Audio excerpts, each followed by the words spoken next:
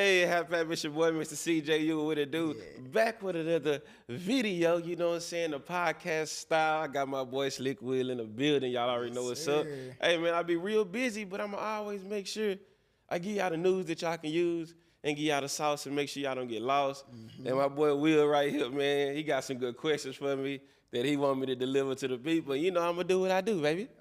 We about to dive into this, man. Yeah. That first episode was too fire, so you know we had to come back and just double it up. Yeah, the streets was liking that. You know what I'm saying? We told our story in the first one. We got a lot of data. We got a lot of information. Sir. We seen what people liked about what we talked about. And right now, we talked about a lot of software and SaaS and automations and stuff like that. But, you know, what I'm known for of what I started, you know, back in 2017 is the credit game. So a lot of people still interested in the credit sauce and the funding sauce and personal development. So all that good stuff. They still want it. No, for sure. 7 years later. And we're gonna jump into all of that. We're gonna get into that. Yeah. But before we get into the business stuff, Okay. you gotta let me know. It's 2024. You know what I'm saying? We just got through the first quarter. I think you're going on your third year living in Miami? Yeah. So before we get to all the business, tell me, how is life in Miami going on year 3? Oh man, we gonna pop it off with that. Yeah. All right, so yeah, this is my third year living in Miami. You know, we used to travel here all the time before I lived there, so it's not like Miami is new to me. Yeah. Everybody back home in Houston know I'm a diehard Miami Dolphins fan. You've been a Dolphins what I'm fan since saying? we was kids. Yeah, I was a big Ricky Williams We fan. thought you was crazy. For real, you know. So I was a big Ricky Williams fan when he was at the University of Texas, and I just remember him winning the Heisman. Man, I think I was 98. I was 8 years old. Yep. And I was just like, man, he had the dreads. He was big back, and I just, you know, that's what I wanted to be like Ricky Williams. Yeah. And so I followed him throughout the NFL, and he was in Miami. My brother used to kick my butt in Madden all the time until I finally picked my team, the Dolphins, and I beat them, and I just been a Dolphins fan ever since. You know, I was a young kid, and you know, I was always, you know, didn't have no money. Yeah. Growing up really broke, bro. I ain't had no, babies. Yeah, I ain't had no bread, so I always, as a kid, dreamed like, man, if one day I could just see the Dolphins play, if one day I could just see the Miami Dolphins play. So that was always a childhood dream of mine. And then once we started making a little money, I started traveling out to Miami, going to the football games and stuff like that. And then it just started to hit like, bro, every time we travel to Miami, football games, having fun, it's like our best trip. It's the best. We didn't travel a million places. Every single time we came to Miami, it was always the best. And it got better and better. Every trip. So it came to a point when we was living in California. We had the house on the hills, La Jolla, California. It was a great time, you know what I'm saying, 2020 and 2021. And I just, after the pandemic, you seen, in my opinion, the downfall of California, the homelessness, the crime. They was the last to respond to COVID. And I just started watching the money move to South Florida. Yeah. I already like the city. My favorite football team is here. I have a great time here. I said, so why not move here? So, you know what I'm saying, to answer your question, you know what I'm saying, when I first got here, I moved into Brickell. Yeah. You know what I'm saying? So I said, I don't know where to stay at in Miami, but it looked like that's where the money is.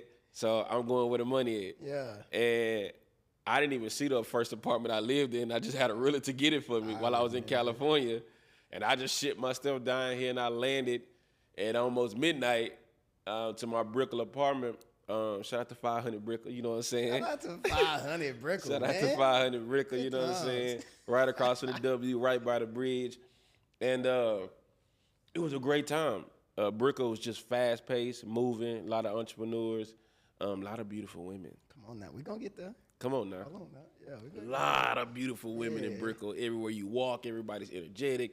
Everybody's on this healthy stuff. A lot of good network. And then it just got my energy up. You know what I'm saying? So the first year was in Brickell. Had a great time. Shout out to Moxie's, you know what I'm saying? In Hold it Brickell. down. We call that home base. Yeah. You know what I'm saying? So shout out to Moxie's. We kick it in Brickell. Shout out to Rose and Sky. We're going to get in that too. I already know, you know what I'm saying? So I be moving around that Brickell. Nah, so this is gonna get juicy. I'm widely known around there. And the thing is, I was spending too much money, though. Okay. So that was what, year 1? Year one, I blew through a good 200,000 out the gate. Just Easy. out to eat, partying, lifestyle is amazing. And I was just like, yo, if I don't get the hell out of Brickell, I ain't gonna have no more money. It don't sleep, bro. So that was year one. But what's crazy is anytime my money goes up, down, whatever, I've already programmed my mindset to where like the dollar amount is irrelevant. Yep. It's about what I want. So I didn't want to go higher into a Brickell lifestyle. I was just like, I just want to go higher in a Miami lifestyle. Right. So I remember I was chilling in my Brickell condo, and I got into my imagination state, and I was just like, man, I just want to imagine something bigger and better. And you know what? Every time I walk around Brickell, everybody asks me what building I stay in, like a qualification. Like, what building you stay in? I didn't know that was a thing. Like, oh, you stay in that building. Oh, you stay in that building. We just coming from a house. You coming from a house on the hill in Cali. Yeah, so. I'm in a house, so I don't understand how they judging you on what building you stay in. Yeah. So I would notice when I say the building I'm staying in Brickell, like, oh, okay, that's cool. But, I stay over here. I stay over here. Okay. So I said, now I got into my what I want mode. And so they start stunting on you when you would say your that's building? How I took it. Yeah. You know what I'm saying? That's how I took it. Like they they had a better building than me. So you know what I'm saying? I got on YouTube and I said, what's the best building in, downtown Brickell area, Miami? And that's when the Big P came up. You know what I'm saying? My Paramount World Center, I was like, whoa, what the hell is this? The amenities, it was labeled as the world's best amenities and whatnot. And so I said, this is incredible. Just watching the videos on YouTube. And I called my realtor. I said, set me up with a tour. She took me on the tour. I seen the building. I said, it's a done deal. I don't care how much it costs. Get me in there. Let's get it going. And so the second year I transitioned from Brickell over to Bayside. Big P. So for the people who don't know, like in Miami, Bayside is just, less than 10 minutes away from Brickell. It's right there. It's a quick skip away. 5-minute Uber, actually. 5-minute Uber, you know what I'm saying? So Brickell is considered downtown kinda, but Bayside is the actual downtown. They right there, you know what I'm saying? The way I would describe it is, Brickell still is its own thing, and it's fast-paced, it's small, it's condensed. Bayside is a little bit more spaced out. Yeah, for sure. You know what I'm saying? Like more chill, look cool, but new construction going on that's gonna have it jumping. Yeah, you know what I'm saying? So we rode around in year 3 for me, to where the party is starting to calm down. I'm considered a local now, a resident now, because when your first year when you moved to Miami, you still on a long ass vacation. Oh, for sure. I'm on a long ass vacation. I'm on like month 8. Your first year in Miami just one long ass vacation because you still want to go to the beach, because if you didn't live by a beach, or you want to go try all the restaurants, all the clubs. So that whole 12 months, you just getting your ass dragged. You know what I'm saying? Then the second year, you still doing some different things, because you know some different things. And then like that third year, you start to slow it down. Look, let me tell you something. Your third year in Miami going forward is when you start finding happy hours now. You start finding local shit. You start finding your sandwich shops. You tired of spending all the money. You find your little places you like to go. That's why all the tourists and the other people don't go. So that's where I'm at. I'm slowing it down now. how you be looking at people like me who in year 1? Like actually, sometimes I can see it in your eyes. You be looking at me like, enjoy it, young fella. Yeah. Enjoy it. Yeah, enjoy that first year, because it's going to be, man, you spend a lot of money, you outside turned up. So I see it all the time. I love helping people when they first move to Miami, experiencing all that shit. Get it out your system. Have a great time. It's Miami. It's a great place to live. That's what's up. So for one thing, this is one thing that anyone that doesn't live in Miami, you hear it from the outside. All you hear is Miami lifestyle, Miami lifestyle. Don't get sucked into Miami lifestyle. Oh, it's nothing but parties, nothing but girls. How do you balance all of that? You're a veteran here now. So how do you balance like the Miami lifestyle, the nightlife, because Miami is 8 days a week. It definitely is. And also business, but then the ladies. It's the ratio of women to men out here is like 5 to 1. Sheesh. And 4.5 of them are bad. Jeez. Baddies. Yeah. So talk to me about that. How do you balance all of that? Let me tell you something. Miami gonna make you or break you. Facts. I seen a lot of them come and go. I seen a lot of them riding high, and now they had to pack their bags and get up out of here. Clock in and clock out. I done seen it. You know what I'm saying? So that balance and how you find yourself, you'll find your balance in Miami is about finding yourself. Yeah. You better know who you are and your mission and what you want to accomplish in Miami. Because if you come out here and you don't have that idea of who you are and what you want to do, the city gonna suck you up. And not only just the city, the establishments, the people. Yeah. It's savages here. For sure. You talking about sales, marketing, people out here to get money? Yes, bro. You gonna get got out here in Miami if you don't know what the fuck you doing. So, you know, you better make sure you got yourself together before you make this move. Because this is where a lot of elite is. So a lot of people who live in Miami have maxed out where they from. Yeah. They topped out and they crushed it where they came from. So now they coming to Miami to link up with other high-level people who crushed it from where they come from. So you got two savages that's turning into savage groups and networking, and they here to crush. So if you come in here like a newbie thinking this motherfucking Little Rock, Arkansas, you can get your ass handed to you. Yeah, you're going to get chewed up and spit out for sure. Yeah, so the way you balance it is have your game plan, not a Miami game plan. Right. It's not for the weak-hearted or the weak-minded. No, I used to, my first year, I used to try to call everybody, you know, move to Miami, this shit's so fun. You gonna make money here, you gonna have a good time, this and that. Now I'm like, nah, don't move your ass here. If I don't know you got what it take, if I don't know you really built like that, you know what I'm saying? Because don't shit close here. I remember your first year, you would promote Miami so much, telling everybody to move here. And it's crazy you say that. I haven't seen you do that in a long time. No. A long time now. So that makes sense. Yeah, because it's real elite shit going on around here. Now, everybody not balling, everybody not, you know what I'm saying, like that, but you really got rich people here in Miami, but you really have the wealthy of the wealthiest. Meaning like, you know, Buddy who owns Citadel and Ken Griffin and Jeff Bezos just moved down here. Yeah. Tim Cook, you know, Apple, he finna open up a spot in Coral Gables. Yeah. You know what I'm saying? Coral Gables, we just read, is they jumped home market prices over Beverly Hills. Yep. The top Beverly Hills. 7 of the top 10 richest neighborhoods is now South Florida. And it wasn't like that 4 years ago in 2020. Yeah, so like when you talking about the wealthiest of the wealthiest people like in the world, Florida they putting up. Yeah. Yeah. So it's really here. You can start in Brickell where the money is happening, but as you start getting out to the neighborhoods and the islands and shit like that, like it's the best of the best. So if you ain't really trying to strive for the best, I don't think Miami is a place for you to be at. Nah, facts. So with that being said, you know what I'm saying? I would say that you are in that elite category. You know, you weathered the storm. Not only weathered the storm, you know, you tearing it up out here in business and branding. So, how the ladies treating Big CJU? Oh, the ladies are amazing. Talk to me about these Miami ladies out here, man. Oh man, you know what I'm saying? The way, ooh Lord, I gotta take a second. Take your time now. Start talking about the ladies in Miami. You kind of like stung me there. Take your time. Well, you know I'm known as Mr. CJU. You know I'm known as the sauce boss, but in Miami you can call me the can man. Oh, because anybody can get it. Colombian, Cuban, Mexicans, Dominicans. Not Americans. Hey man, hey, you can line them all up, man. I'm the can man out here, man. I done had every flavor. I love them all for real. You know what I'm saying? Like, just to be around women that's from different places outside of America is an experience. And you know, the Latinas, you know I love you. You know I love them Latinas, you know what I'm saying? But the Europeans too. Damn. Man, the Swedish, Polish, Paris, them Italians. They all out here. Look.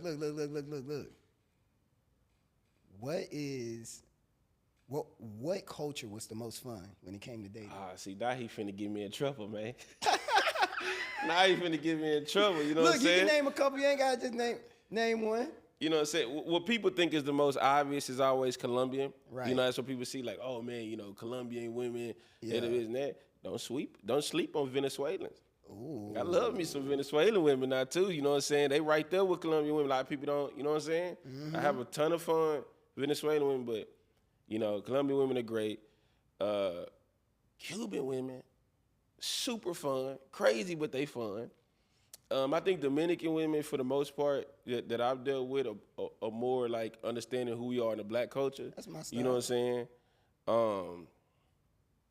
And then I like European women with they class. They real smooth and classy and dress nice and really elegant the way they go out and handle themselves and dinner. But man, to say who's the most fun, I definitely had just say Venezuelan, Colombian, Cuban for sure. They like just straight fun. Those my top three. Just straight fun, just pure fun. It ain't even just about the sexual thing. Because that's what a lot of people think when you start talking about the Latino women and stuff. Oh, you just trying to fuck with them because they sexy, or, you know what I'm saying, you just trying to have sex with them and this and that. It's really not just about that. Them women from that area are just fun. They like to drink, they like to party, they like to eat, they like to have fun, but they really just cool too. Because they be grinding, they be on their money. See, that's the flip side. You know what I'm saying? You know, we from Houston, Texas. Yeah, you know what I'm saying? hustle. So one thing for sure is, you know what I'm saying, we cool with all that. You fine and we want to get with you, but we really always about that money. And these Spanish women really be about them coins. They get to that bag. They bring the purse first. You know what I'm saying? They You know really what I'm be talking about that money. Yeah, I feel you on that because, you know, I definitely like my Dominicans. But recently, you know, the Europeans, I got one from Ukraine that's been making a strong case as far as, you know, hey, we here. Yeah. We here. We heavy. Now, let me say this, too, because, you know what I'm saying, as being Black Americans, and when we start talking about women outside of America, they be really thinking like, oh, so y'all just only like Spanish women now? Or y'all only like white women for European? Talk about that. Bro, Haitian women are amazing. Amazing. Jamaican women are amazing. Well, it's Black women outside of America, man. It's Black women that's coming from Europe. Let's get that out there. These Dominicans Black. I will tell you, the last 3 Black women I've dealt with in my life, one was from Tanzania, one was from Germany, and the other one, she was Cuban. They weren't American, they were Black women. So, you know, when we're talking about these races and just, you know, dating just the different races of women, that doesn't mean that they're not Black women. Right. Because that's what a lot of people think, like, oh, shit, y'all don't like Black women. No, bro. You know what I'm saying? Non-American women, just a whole different category. And that's a whole nother podcast episode. Yeah, we can break that down all day long. We can go all day. So, all right, let's jump into this. So, you said that the elite move here, you know, and they get it popping here. You talked about how Jeff Bezos and a couple other big dogs are touching down in Miami. So, you're from Houston, Texas. You lived in La Jolla, on the hills in California. Now you're here in Miami. What's the difference between, you know, those 3 places, and how do they compare? Would you go back, or, you know, let us know what you think as far as, you know, the East Coast, West Coast, down south. Yeah, I wouldn't go back. I wouldn't go back to live in Houston. I wouldn't go back to live in California. I would always go visit. You know what I'm saying? I would buy property there in Texas, back home in Houston. But to actually live, shit, I done got accustomed to living by that water. I can't not be around some water. I love South Florida weather and stuff like that. But as far as the difference is the pace, right? Yeah. West Coast, living in San Diego, Southern California, their vibe is relaxed. It's the hippie vibe. Relaxed. It's the surfer vibe. It's the chill vibe. It's the hippie, smoke weed, relax vibe. You know what I'm saying? Which is cool, because that's their vibe. But as an entrepreneur that's trying to really go and get it, we wired to be active like that. Then not only that, the West Coast time is the last behind everybody. They last ones to wake up. 3 hours, but it's just you know, I love California the time I was there, because to get definitely the weed, the gas in California living there is, you know, you getting it straight off the, you know what I'm saying? So I miss that. Yeah. But as I'm trying to scale up my business and my network, you know, California just too slow. And again, the homeless and the crime was just so crazy, man. We getting too much money to be dealing with that type shit. You be paying for a $6,000 condo. You walk outside, it's a homeless dude taking his shit right outside in the tent. You like, bro, I'm spending all that. So California weird with all that shit. So I can never move back there for those reasons. Texas is always home. Houston is always home. I'm going to always go back to the H. But Houston is like that similar vibe. It's a little too slow for me now. You know what I'm saying? Like, we from that slow down, screwed up, chilling. We stay down to come up. And you know, we really moving real slow in the H, serve sipping style city. So, which is cool, because that's the pace of the city. You know what I'm saying? Me, I'm trying to move fast. I'm trying to get shit going. So when I'm in Houston and trying to tell people, let's do this right now. We need to take action right now. We need to move forward. We need to network. We need to do this. We need to build this. Do this with your credit. You know, our coach in the age is like, hell yeah. Yeah. Like, we here, we gonna get there. I'm gonna get to you. That's a cool. bet. Yeah. That's a bet. And they will, like a week or two later. I'm gonna get to it. For sure. I'm gonna fuck with you. Hell yeah. You know what I'm saying? So that's our culture, to get to it when you get to it. And I'm like, damn, so I can't, you know, so that shit like really like stressed me out. So then when I came over to East Coast time, boom. You know, East Coast time, we the first ones as far as the time zone, we already up and active. Yeah. So I like the time zone on the East Coast. And then the mixture of people you have here. Because, in Houston, it's really like black, white, Mexican. That's pretty much it. Yeah. You know what I'm saying? Again, here in Miami, South Florida, you getting everything. Black, white, again, we talked about it. You name it. The islands, Caribbeans, South America, Europe, you're getting everything. So now those cultures move so fast on the ground. Mm-hmm. In Miami, you have to adapt to those people cultures. So just kicking it with my valet driver I see every day. You know what I'm saying? Shout out to Edgar and Paramount, man. You know what I'm saying? He's from DR, right? But so to watch his hustle and him show up to work every single day, I see him every day. The people in the lobby, I match their hustle. You know what I'm saying? And so everybody moving fast in Miami, everybody trying to get to it. And the faster you take action, the faster you network, the faster you get the ideas on paper and make moves and get that stuff going, the faster you're going to see results. So I like this action-taking move over here in Miami, so that's why I couldn't move back because it'd kill me. Now, would I always stay in Miami, you know what I'm saying? I would have it as a home base, but, we peeping game on what's going on outside of America, what's happening in Dubai and stuff like that. We definitely got some plays coming up. And some people that we know that's already moved to, like Colombia and DR, getting property out there and stuff like that. So, I wouldn't go back to Texas or California, but I could see myself moving forward to more fast-pacing style environments where I'm at currently in my lifestyle. So maybe you talk to me maybe 10, 15 years from now, it'd be a different story. But as of right now, I got to always be where the action is. Okay, I can dig it. I'm picking up what you putting down. All right, look, I ain't gonna stay on Miami too much longer. But my last question I got for you about this city, give me your top 5 restaurants in Miami, Florida. My top 5 restaurants? Give me the top 5. Because, man, we all we see is steaks and martinis, fine women, fine wine, fine dine. Yeah. When we check out your social media and, just see what you be doing. So I need to know what's your top 5 because I need to start going. All right, man, I give you all right, so here's my top 5 restaurants in Miami. Number 1, Booby Trap. It's my favorite restaurant. It's the most elegant, beautiful place. You ain't let me finish answering the question, dude. Oh, you wild. My number 1 restaurant is Booby Trap. You know what I'm saying? It's my favorite place to be. The food is amazing. The vibes is right. If you never been to Booby Trap and you're looking to come down to Miami, you want to take a date there, you want to vibe out, this is a great place to go. The staff is amazing. Everyone's beautiful, man. They're going to treat you nice. So number 1 coming in is Booby Trap. You know what I'm saying? That's top 1. You know what makes me mad about what you just said? Is that I fucking totally agree. There we go. You know what I'm saying? All right, number 2. Yeah. You know what I'm saying? Number 2, we coming in Dirty French. Okay, now we getting somewhere. Dirty French and Brickell. To me, that's the best steak I ever had in my life. Eating there, that ribeye medium rare, go crazy.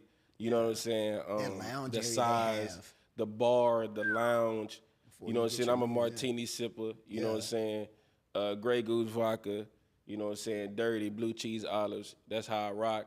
And Dirty French makes the best vodka martinis that I've ever had. So Dirty French is number 2. Really cool. You know what I like about Dirty French too? Every time we go in there, the entire bar staff is brothers. Yeah. And they be whipping, mixing, matching. Yeah. Transactions. Sure. Love Dirty French. Make sure you dress nice. You got some fly clothes on, looking really good. Dirty French is there. Number 3 is Sexy Fish. You know what I'm saying? Shout out to Andre. Shout out to the whole staff at Sexy Fish. That's in Brickell as well. Shout out to Andre. You know what I'm saying? They already know when I come in there, I'm finna get one of the best tables in there. I'm finna pop. It's lights, camera, action. Gold bottle champagne. We finna spend thousands of dollars in there and don't regret it every time because the staff is amazing. The vibes is amazing. You know what I'm saying? I love that place. We had 3. Number 4, Carbone. You know what I'm saying? South Beach. I vibe with them because it's the same people that's doing Dirty French. So, Carbone is well known up in New York. Yeah. The Italian food, the martinis hitting that as well. It's been really tough to get some reservations lately. Like people be in there a it's lot. been ramping That's up. places where you see all your celebrities and stuff in there. So that's the vibe. That's it for us to round out 5. I know I'm giving everybody like these high-end tourist style restaurants that locals don't really go to, you know what I'm saying? But I just still like those places. So I give my 5th one I'm gonna put in there is a local staple, not your fancy, most expensive restaurant, and that's Clive's Cafe. Woo! Over there in Little Haiti, Jamaican food. You know what I'm saying? Shout out to Clive's.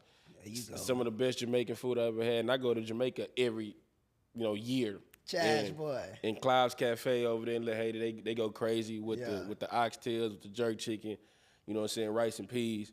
But if we can round it out, you know what I'm saying, they're going to be my top 5. I mean, at the Trap, Mary, Dirty French, Sexy Fish, you know what I'm saying, Clive's and Carbone, you know what I'm saying, that's where you can catch your boy at. That was a wild ride.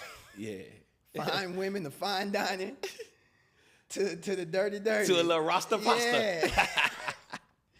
Nah, for sure. But that's what's up, man. I think, everybody really got a good sense of who Mr. CJU is, who Chris Joseph is, and what Chris Joseph University is. But, a question that I still hear asked a lot, and a question that, always be in the back of people's minds is, how did CJU get here? How did CJ get here?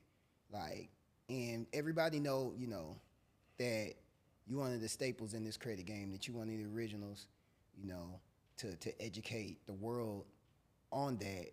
So how did you get here, and how did credit change your life? Man, credit did everything for me. It's right up there. I know it sounds weird to say. It's right up there with how I feel about God and personal development, spirituality, which was the main thing that changed my life and helped push the CJU brand with it. And credit is right there. Yeah. You know what I'm saying? Because growing up how we grew up on the north side of Houston, Texas, and, south side too, shout out to Herm Clark.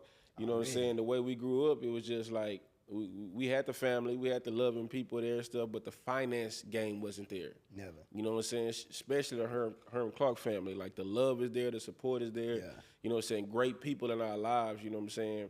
It's just that one piece that was missing, that is the biggest piece to, the type of life you're going to live, is finance in the game. Literacy. So credit isn't obviously the whole game of finance, right, of course, but it's a great place to start. Of course. And so once I began to study this credit thing in 2016, that changed my whole entire life, because I didn't have no money and I needed money to invest more into myself, knowledge, information to hit the next level. So the jobs I was working was not gonna allow me to have that extra capital. I was working at Finish Line making $8 an hour, and then hustling on the streets to make some extra change just to pay the bills. So there's no leftover. There's no extra racks to invest.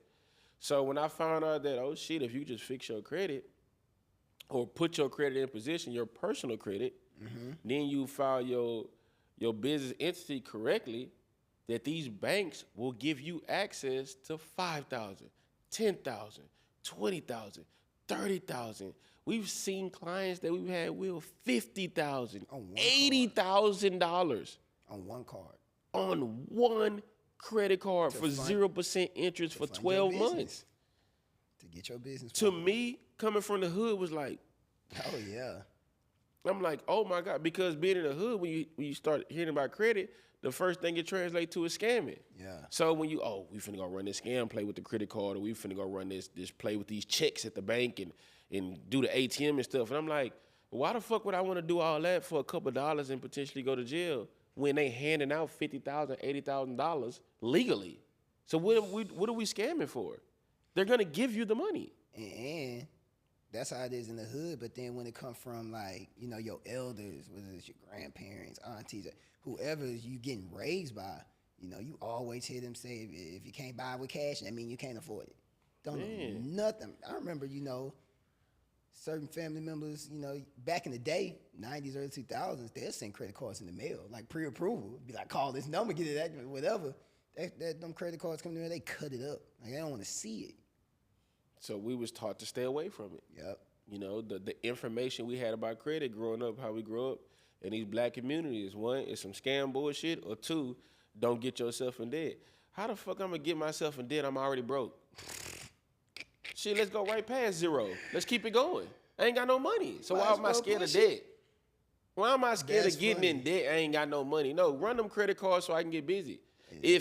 If I get those credit cards and I max them out and I can't pay them, am I gonna go to jail? No, I just can't pay them motherfuckers. Right. They just gonna call. I'm just not gonna answer. That's been going on in my life before the credit cards. It is what it is. Facts. And is such a better alternate than the streets. Bro, people get fronted all the time. Whether if you in the streets and you know you got a big homie that's gonna front you that pack so you can get popping and get things going for yourself, or even if you just got good people around you, family, friends who let you borrow money so you can get things going. Hey, if you mess it up in those situations, you gotta deal with those people personally to whatever level it is. Bro, if you try to get something going with the credit you borrow from a bank and it don't go right, only thing you gotta deal with is them calling you, hoping they can get you online. That's all they can do. That's the best plug. I mean, if the debt's too high, I mean they can sue you, they can serve you. Sue me. I was in the hood. What the fuck you gonna take? I ain't got no money. Garnish what wages? I ain't got no wages. You take what assets? I ain't got no assets. Go ahead and write that shit off and keep it pushing. You know what I'm saying? But still, at the end of the day, if you get into the debt, you get in credit card debt, you can't pay it back. Hey man, keep going with your day-to-day life. Keep getting better. Keep getting more skills to where you're able to make that money. You can pay them people back. They will forgive you when you pay them back. Right. Get your credit back fixed and repaired and get right back in the game. It's not the boogeyman. Debt ain't boogeyman, bro. It's not this country is built on debt. Yeah, it's a debt-based society. It's country is built on debt. We in trillions of dollars of debt. It just is what it is. This money is fake. Ever since we got off the gold standard, everybody knows the dollar is not backed by nothing.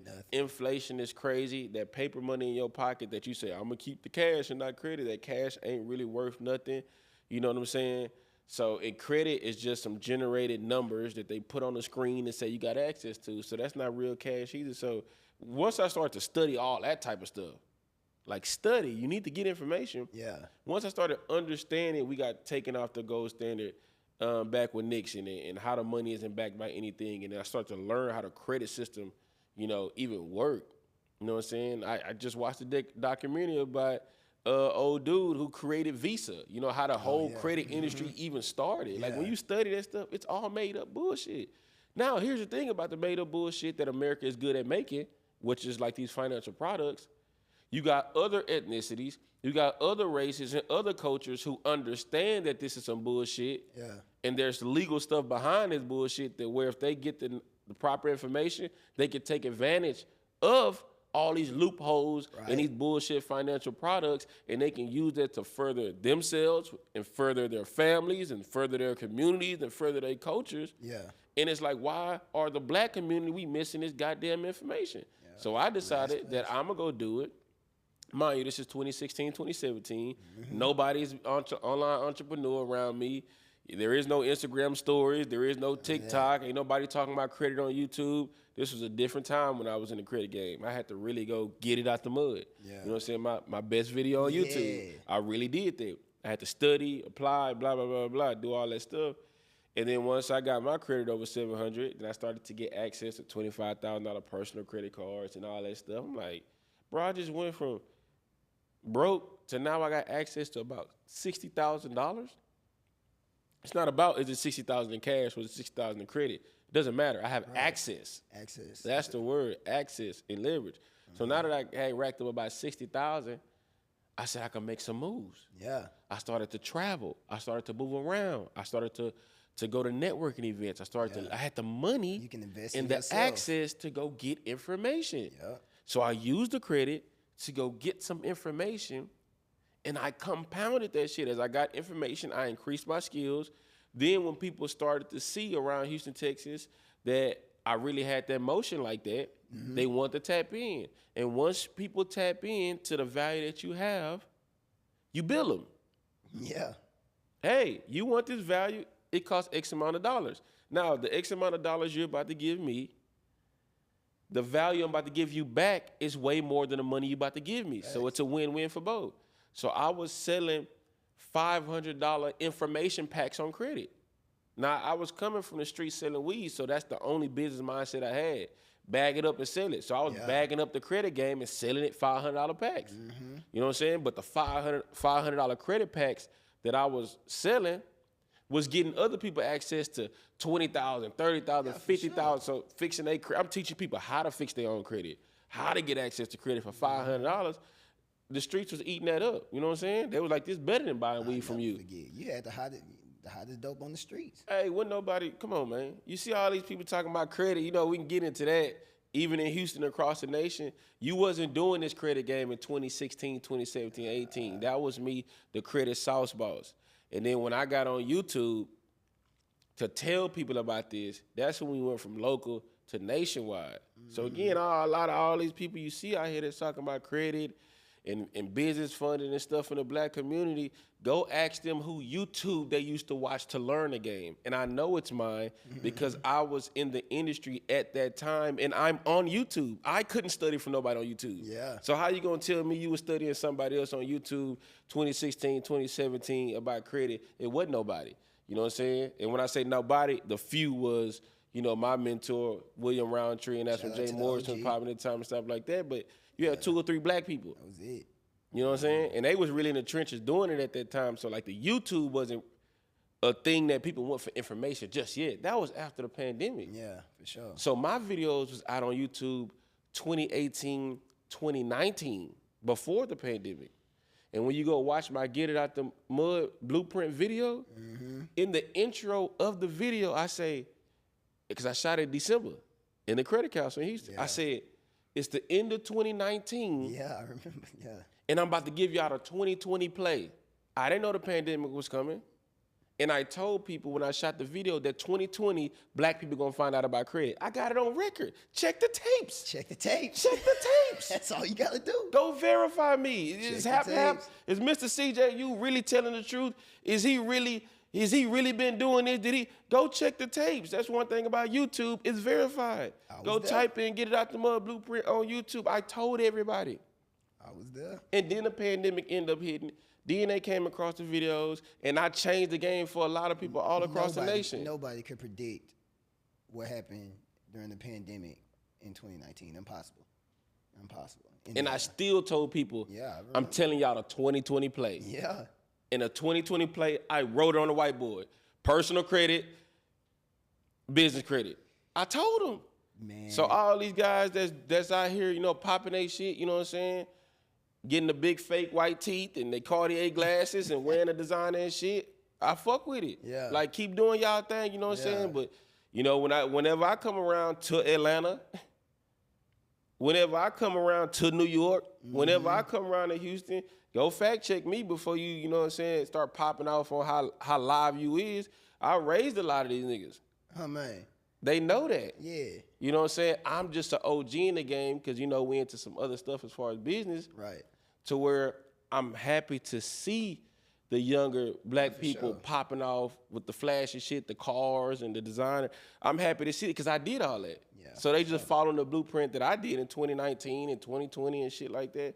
These niggas was still, you know, trying to figure their life out because the pandemic had rocked them. The pandemic ain't rocked me.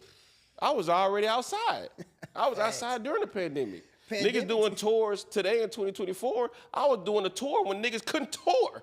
Pandemic actually slowed stuff down just a little bit because of the whole travel restriction. We was trying to get busy. Bro, I had a meet and greet in LA. Meet and greet in a mansion out there, 3 acres in Atlanta. Yeah.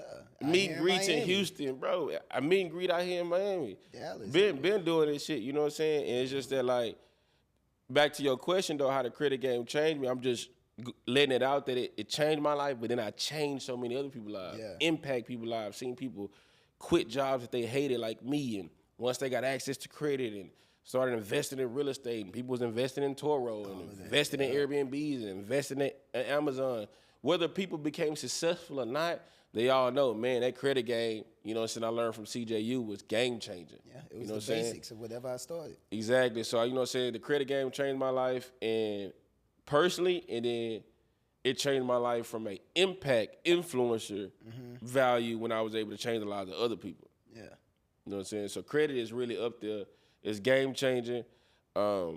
Again, I was broke. I was lost. I was making $8 an hour, hustling, selling weed, and I needed a way out. Yeah. You know what I'm saying? And once I stumbled upon getting my credit right, I never looked back. This was my last job was in 2017. At Finish Line, I've been rich ever since. Facts. That's big facts too. I was there to witness it. Shit, you made me rich. You know what I'm saying? You made me rich. So, one thing I want to hear from you is about business credit, because you've educated millions on personal credit. But I've seen you take people to the next level and show them how to make millions off of using business credit. You educated millions on personal, then you help people make millions off of educating them on business credit. So talk about how business credit takes you to the next level. Bro, that's a fire question, because once you get off in the business credit game, everything changes, Yeah. bro. Talk about That's a great question, bro. I'm talking about like, it's on fire and you just put gasoline on it. Boom. You go from having some motion to boom, you rich. Motherfucking explosion, huh? Till you rich. It can. You start making 100,000, that. 200,000, 300,000. Yeah. You know, when I made my first $1 million, I didn't even know. Yeah. I made it so fast and I blew it so fast. You know what I'm saying? That first million come and go. You know what I'm saying?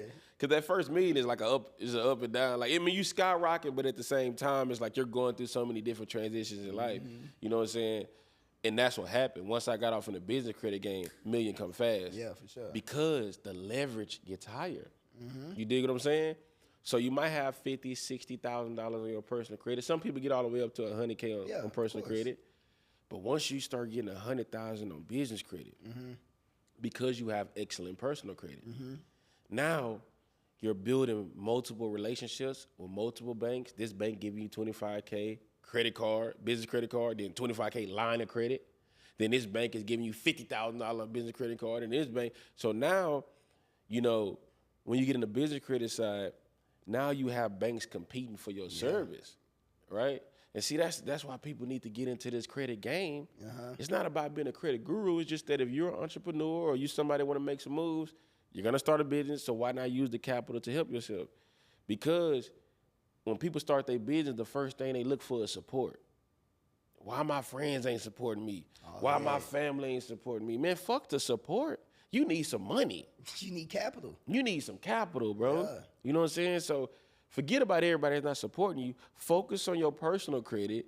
Do what we tell you to do, because we've been doing this for years, going on a decade now. Yeah. So we're going to tell you exactly what to do with your personal credit, to exactly how to get access to business credit.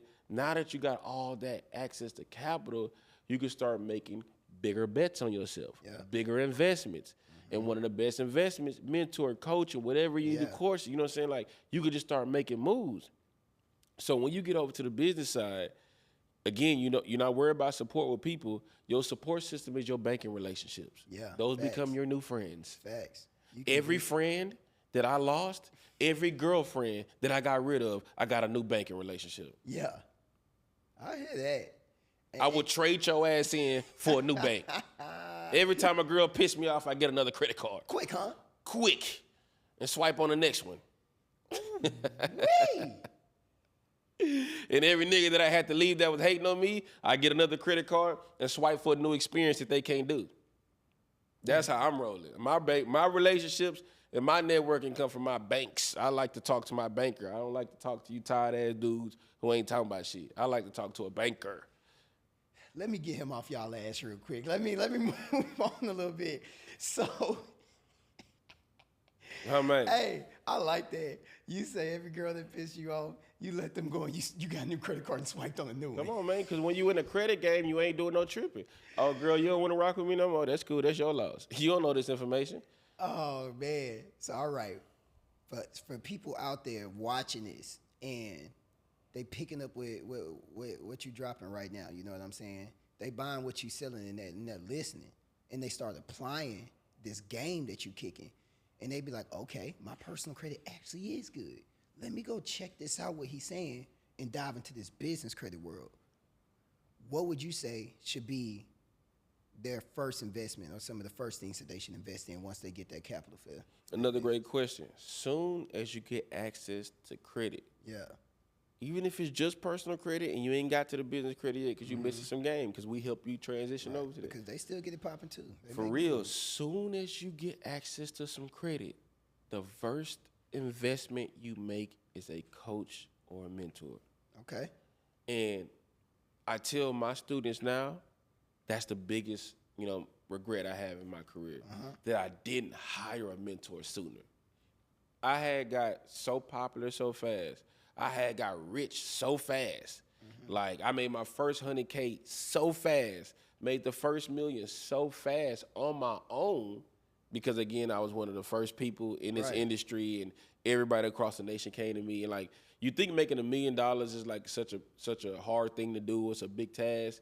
It can be, but if you have an audience of hundreds of thousands of people that want to buy something from you, you can make $1 million fast. So it's just a numbers game, right? So if you don't have an audience and you don't have a bunch of people who even know who you are, then of course $1 million is gonna be hard. That wasn't the case for me. I had hundreds of thousands of people who wanted to buy from me, you know what I'm saying, even before the pandemic, and it just got crazier after the pandemic.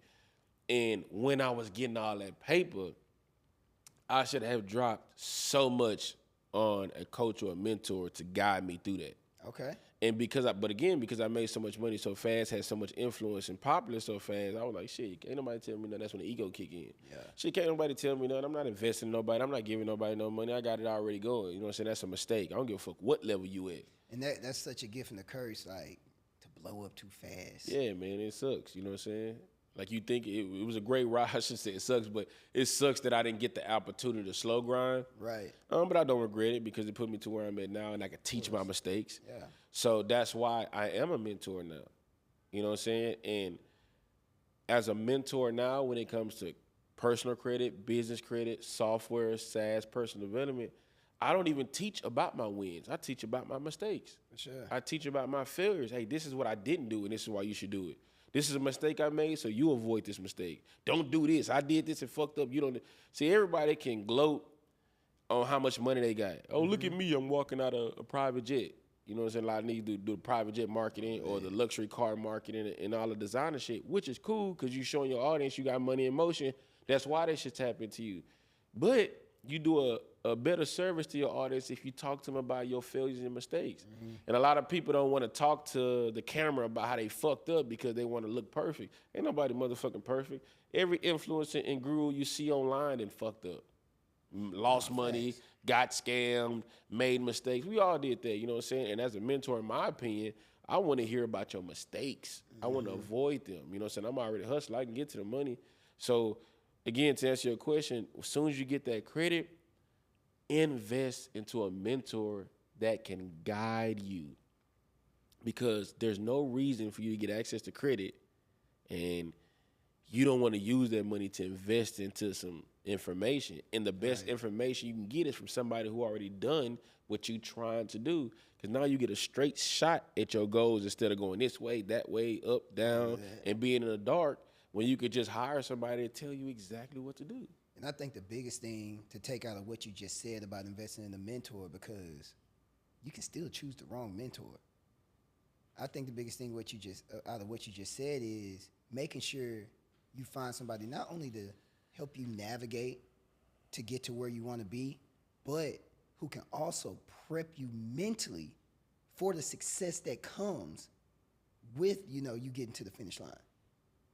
That's game. You know what I'm saying? No, that's heavy game because, again, that's really heavy game. I'm going to just piggyback on what you just said because when you say, hey, I'm finna sign up with this mentor because he's getting out of a flashy car or he got the big white teeth and he got the Cartiers and the designer and look how fly he is. I mean, that the big white teeth, that shit fucked me up. You know what I'm saying? That shit's you know what I'm saying? I'm a country boy. I got a gap. I'm from Texas. I'm not getting no fake teeth to impress you niggas. No, I'm from Texas. I'm a country boy. You know what I'm saying? That's just how we rock it, For sure. I'm a man, bro. I don't need to get pretty for you niggas. You know what I'm saying? Even though I'm on camera. I guess. I don't know. That's just me. Go to the dentist, get your shit fixed, bro.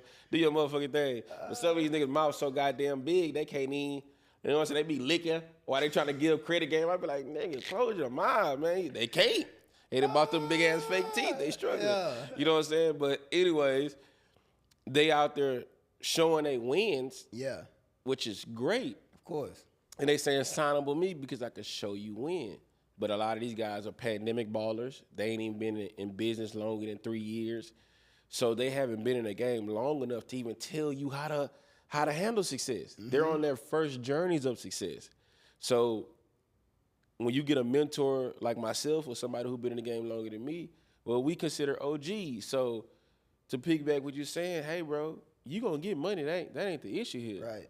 But we need to program your mind to how to handle success, handle being an influencer, handle having a community, handle people who are looking up to you for information. That's a whole different part of the game. Yeah. And these new cats can't teach you that because they just getting their first money. How to handle the adversity and the failure. Bro, it's not gonna be all wins.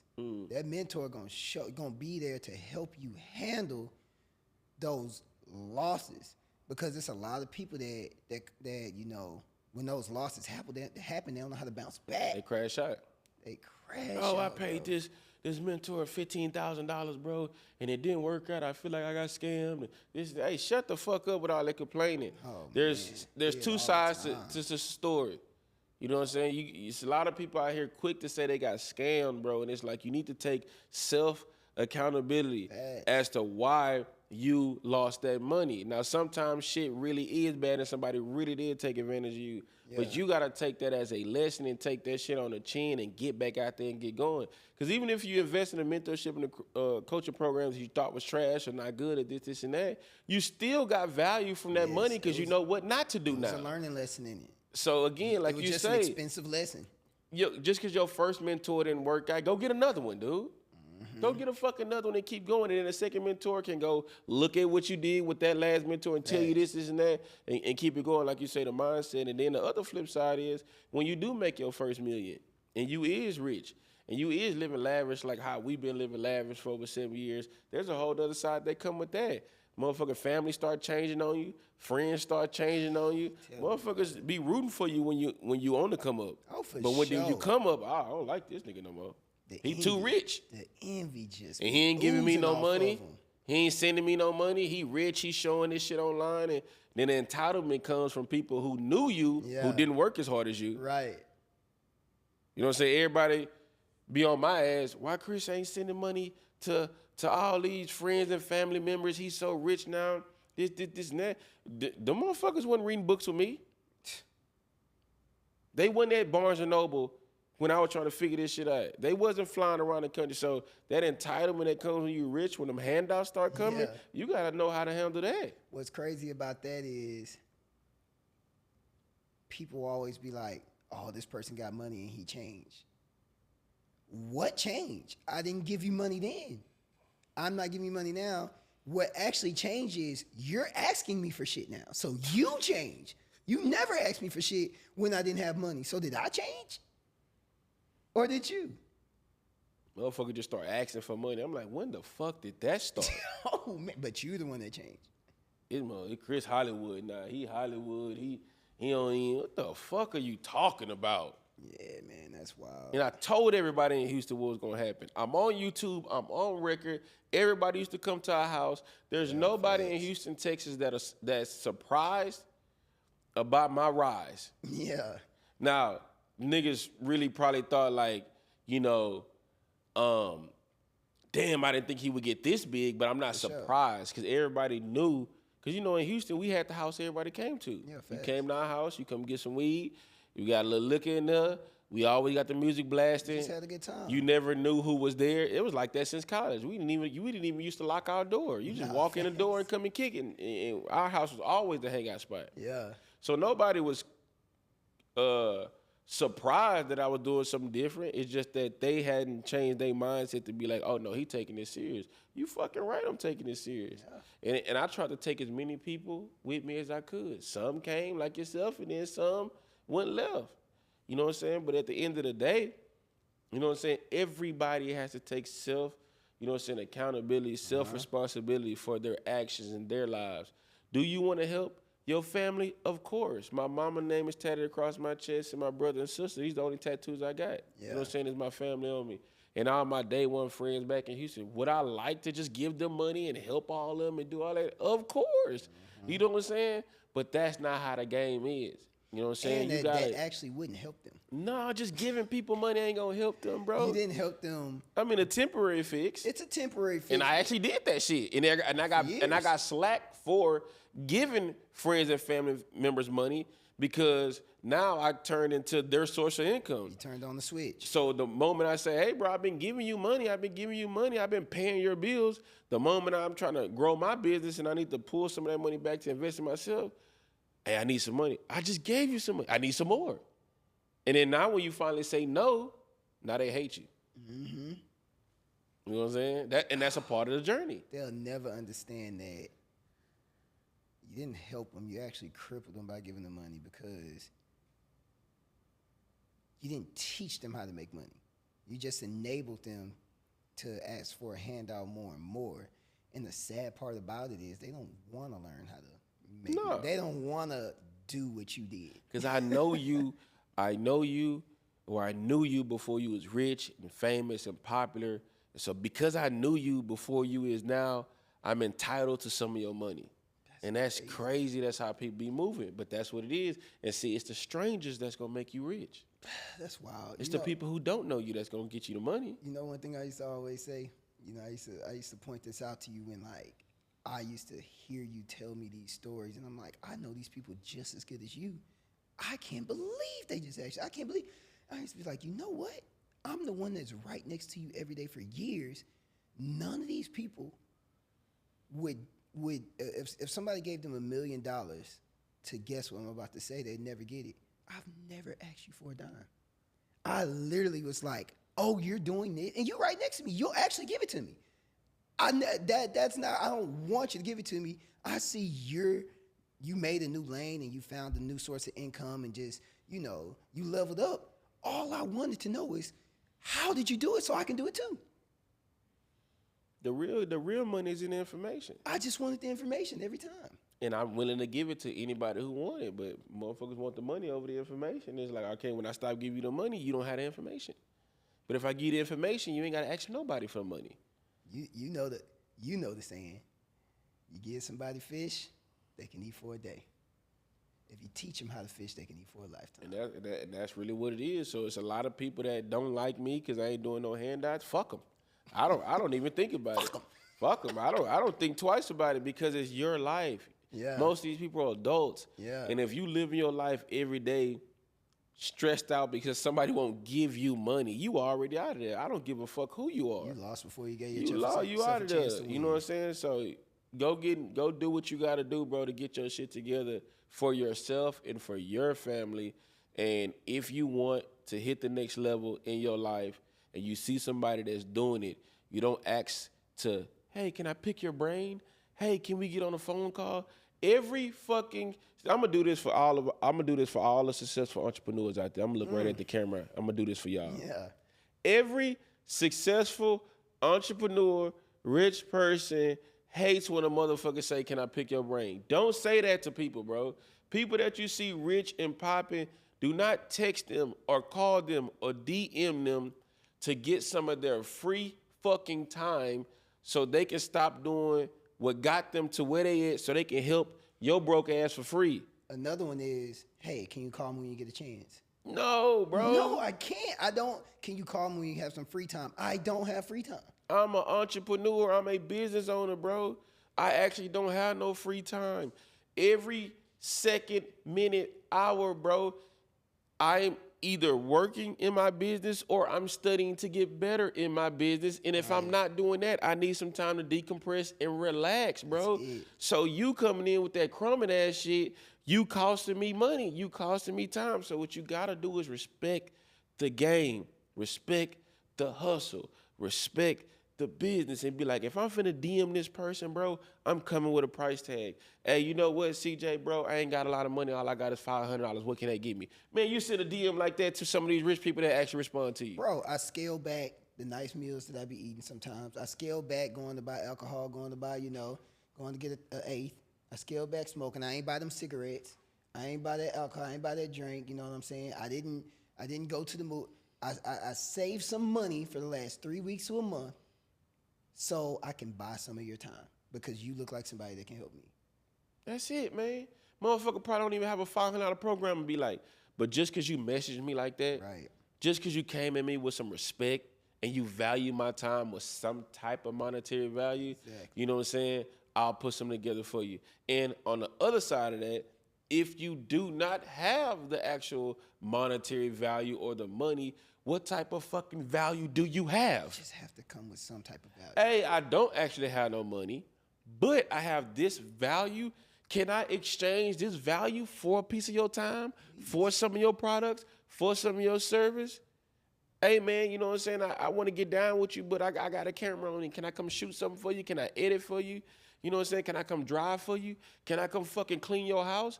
Say some wild shit like that to get close to the motherfucker. If you ain't got the money, but, you know, broke people got too much motherfucking pride. I won't drive for no rich person. I won't clean a rich person's house. I won't shoot content for somebody. I won't edit somebody. None of that. I just want a motherfucker to just take time out their day and give me some information for absolutely free so I can get rich like them.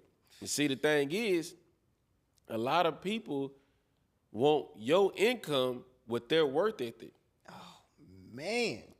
You see what I'm saying? So Damn, you just gave me a headache. You know what I'm saying? So it's like, now you want some game for me for free. So even if I take the phone call with you, it's free. So you're not going to value it. I'm not going to value it. Right. There's no value exchange. There wasn't no money exchange, or you didn't give me no value for me to give you some exceptional value. We just finna have a useless conversation. You finna tell me what you got going on, and I'm not going to give a fuck because there's no value in exchange. You dig what I'm saying? So because there's no value in exchange, you just think you finna get a free conversation off me that's gonna increase your income.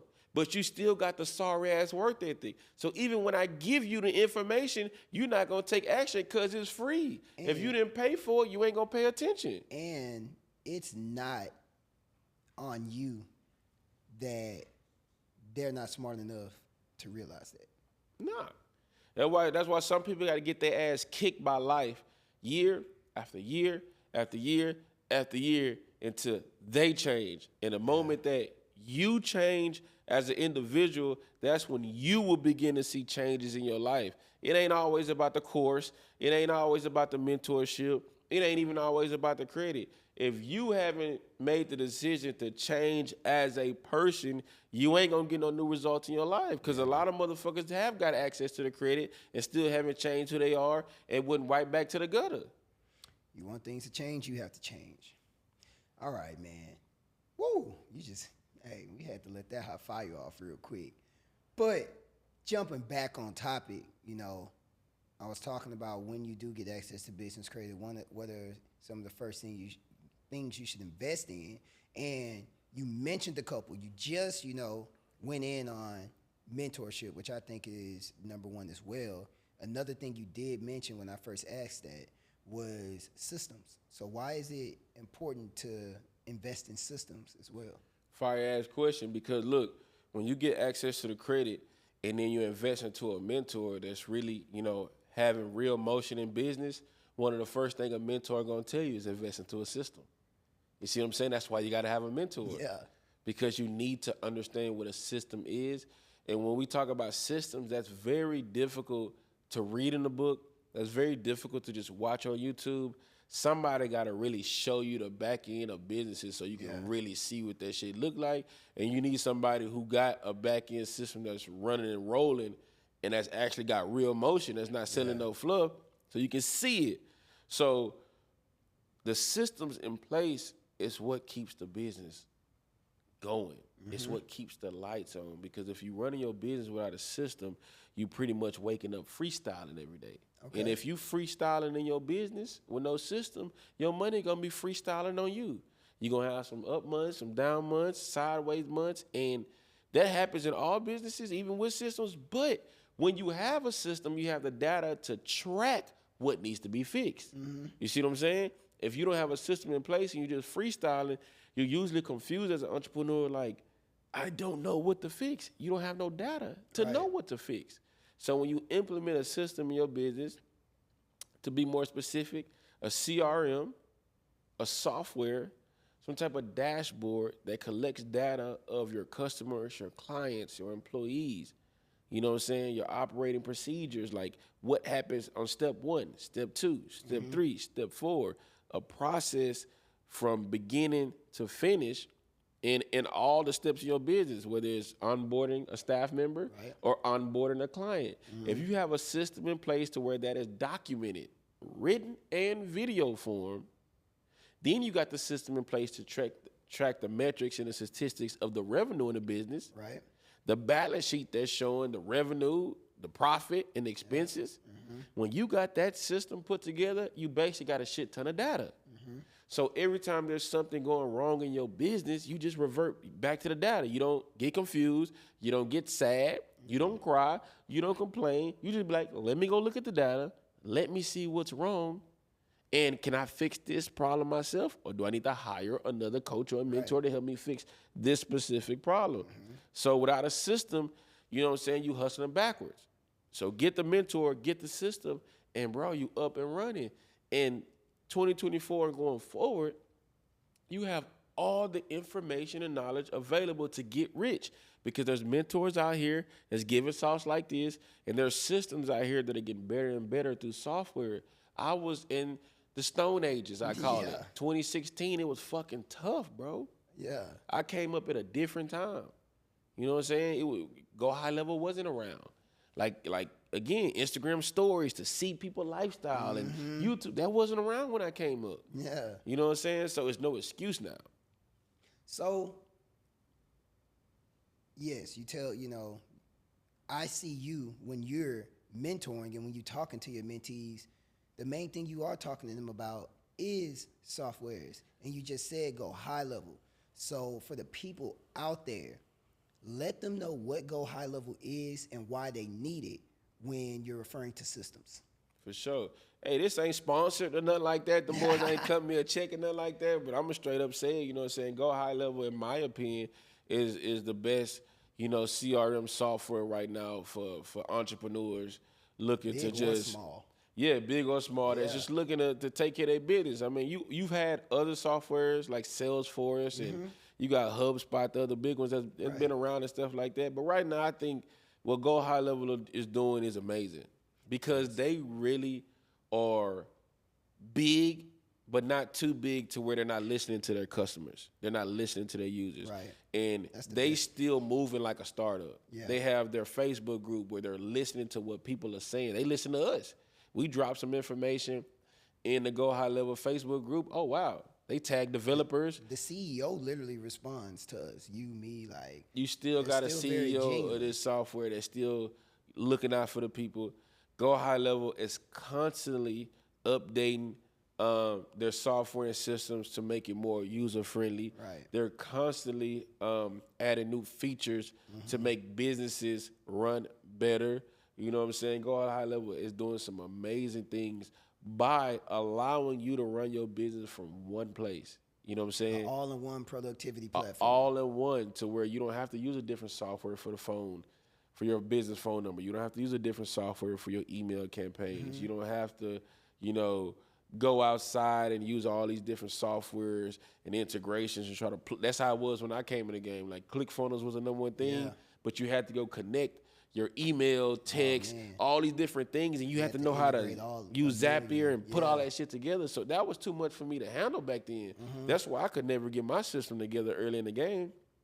And then when I learned about Go High Level, I was like, oh, wow, all that shit that used to be hard, these guys are fixing that problem. Right. They're fixing it. User-friendly. You know what I'm saying? It's a great software.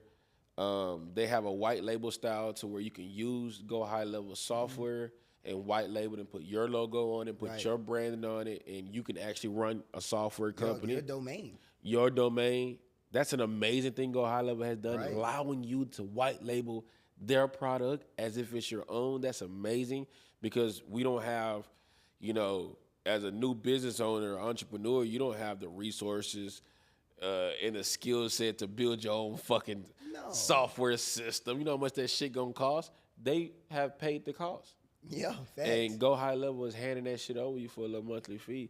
We have white label style on their software, but You know what I'm saying? We support them 100%. We let our people know that's what we using. We don't mind like trying to hide that because we in full support of what they do. We went to the conference last year in Dallas. It was like one of the few black people that was there. You know what I'm saying? It was like 6 of us there. We was there, you know, in full support of whatever they doing.